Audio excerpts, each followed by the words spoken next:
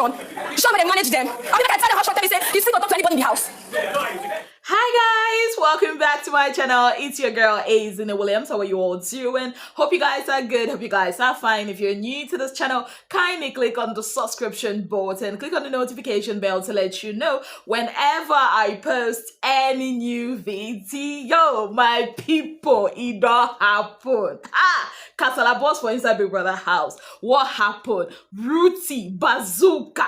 Ruthie, when Ruthie told us she's a ticking time bomb, we never actually took her serious because what did she do? She just, I don't know the adjective I'll use, but she just crushed the Wanni and Handi twins. Yes.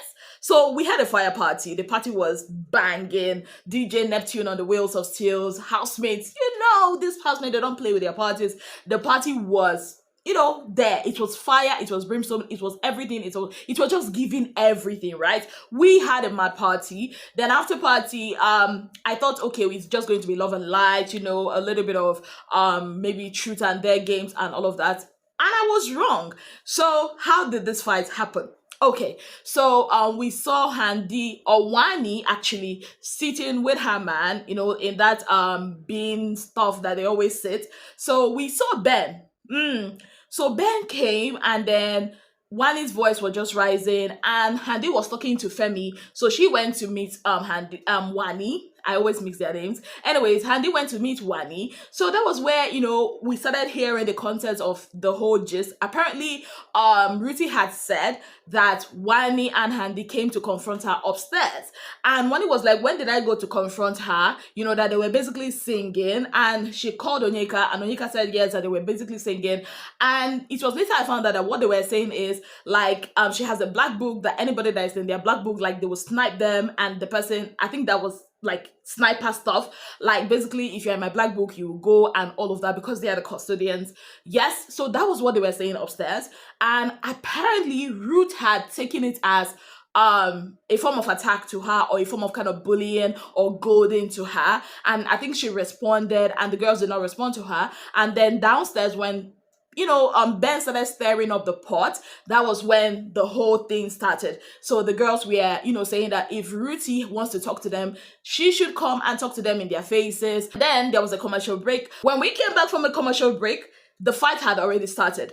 Ruthie was in the kitchen making noodles. She was just angry. The girls were backing at her. Like, basically what they were saying was, they were using the B word on her. They were using, calling her the P word, which I will not repeat here. And Ruthie came with a bazooka. Ruthie said, oh, you don't know, I know you girls. Is it that I don't want to tell the world your story? In Lekki, you are those girls that, people carry for 30K. You and your sister sleep with one man for money. You sleep with men for gigs. You people are smelling. You are smelly pigs. Don't come and talk to me until you change your cologne. She said a lot. That she even went ahead to say that both of them sleep with each other.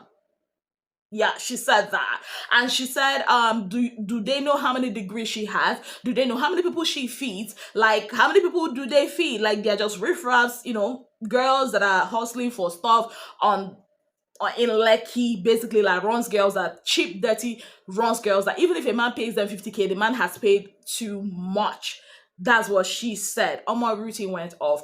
The girls were insulting, not really a big insult, but she calling Ruthie and Mayor fools. And then at some point, Ruthie started attacking Sean, saying that the girls were dating him because, or Wanni was dating him because of accent, that she's not the kind of girl that dates a person for accent, that she picks brains because of the degrees that she has. Like, it was feisty, it was fiery, it was brimstone, it was everything. And I'm like, she was like, let me talk. Like, Ruthie was mad. She was mad, and I expected the twins to give us more ginger, even though, okay, there were people holding them. At some point they left them alone.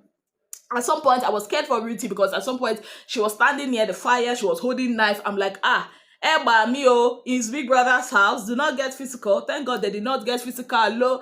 Anyways, the girls were there. At some point, their voice came down. They were laughing. And then I think Sean kind of said something to Wanni or something, and they shut up. Ruthie was going. She was insulting them, calling them smelly things, calling them, runs girls, prostitute, cheap prostitutes. In summary, that's what she was saying. But trust me, how I'm explaining this does not even scratch the surface of how fiery that incident or that Gbos was, because it was a major one. Like, she took those girls to the cleaners and washed them. Why would they be picking on her? Like, she's been enduring it all through the week. They've been picking on her because they want the custodian. Like, they should call her name tomorrow. That is today. You know, they should call her name so that she can go. That she dares them to call her name so that she can go. Like, she's done. Like, Ruthie is a perfect description of, you know what?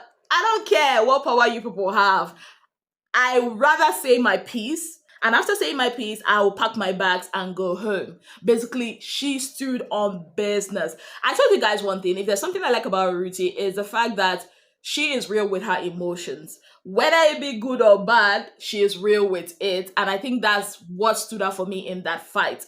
Now, the girls keeping quiet kind of like looked like she was saying the truth. We do not know if it's the truth, but we shall know that. I mean, they kept quiet, which to me, I'm like, why would you keep quiet? Like, why would you keep quiet? Somebody is telling you that you are sleeping with your sister, you and your sister are sleeping with the same man. Like, why would you keep quiet? Anyways, aside from that fight, there were a lot of side talks here and there, you know, people weighing in on the fight, housemates being housemates. And then later, after cooking, Ruthie could not even eat the food that she made. She had to like go outside to cool off with her man. And her man, Mayor, was telling her, oh, I'm so proud of you. You did great. I'm so proud of you. And all of that. What is my take on this fight? Last, now man caused this fight. Yeah, you probably react to me, isn't it? How? It's Mayor now. Like, it's quite obvious that ever since, you know, the whole, after Ebuka did what he did, you know, and then Mayor mentioning that he likes Handi in the truth and dare, coupled with the kiss that happened on, I think, Friday night. I mean, yeah.